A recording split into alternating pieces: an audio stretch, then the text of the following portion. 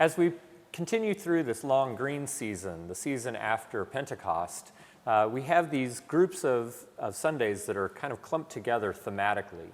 And as we heard last week, we are in a section of the Gospels where Jesus is really starting to talk about to his apostles, talking about that he is going to Jerusalem and will be crucified, and looking at that through the lens of sharing God's love.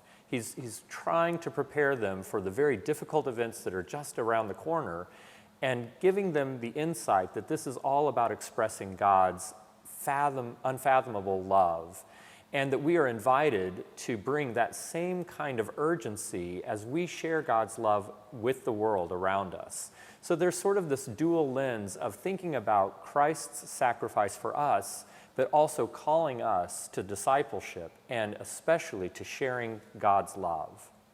So those themes are really at play all through the service. We'll begin the service by singing, the processional hymn is All Praise to Thee, for Thou, O King Divine. This really wonderful text by F. Bland Tucker that in our hymnal is matched to a very English broad tune known as Engelberg. The text talks about the idea that Christ came to express that love through that sacrificial act. And so the text really starts us off thinking about how Christ's sacrifice was a way of expressing grace and mercy and love. The tune itself is sort of interesting. It's a very popular tune that we enjoy singing.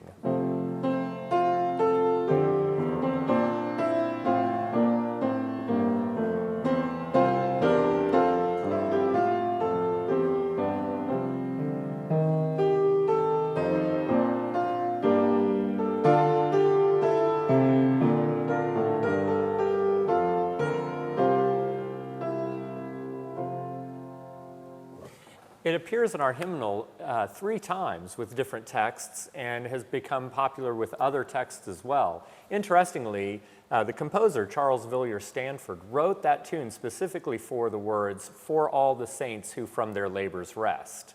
And of course, that text is now very much associated with Ralph Vaughan Williams' tune, Sine Nomine, and has been completely supplanted. But it's such a great tune that it has found a home with other words. At the offertory, the choir will be singing an anthem by John Ireland, "Greater Love Hath No Man." John Ireland didn't write a lot of church music. He was, by all accounts, a very gifted organist, but he really spent more of his compositional energy working in the concert realm and working with chamber music and with larger scale things, even up to opera. But he did write a few small albums for organ, and he wrote a couple of choral pieces, and all of the music that he wrote for church has become very, very standard repertoire and really beloved by organists and choirs and congregation members. The choir will be singing "Greater Love Hath No Man," which is by far his most popular or most well-known work.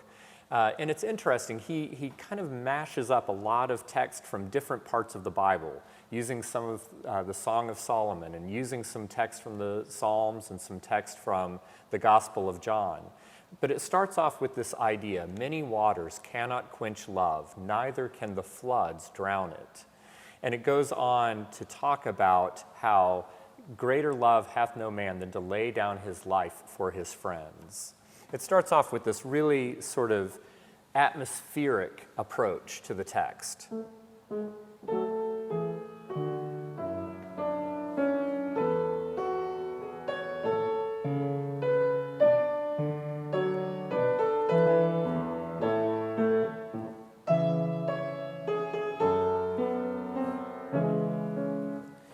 One thing that's really interesting is to think about that he wrote this text with that opening of "many waters cannot quench love and neither can the floods drown it," really just in the weeks after the sinking of the Titanic. And of course we know that that had such a bigger impact in England than it even did here in America, but it was a really pivotal event in history.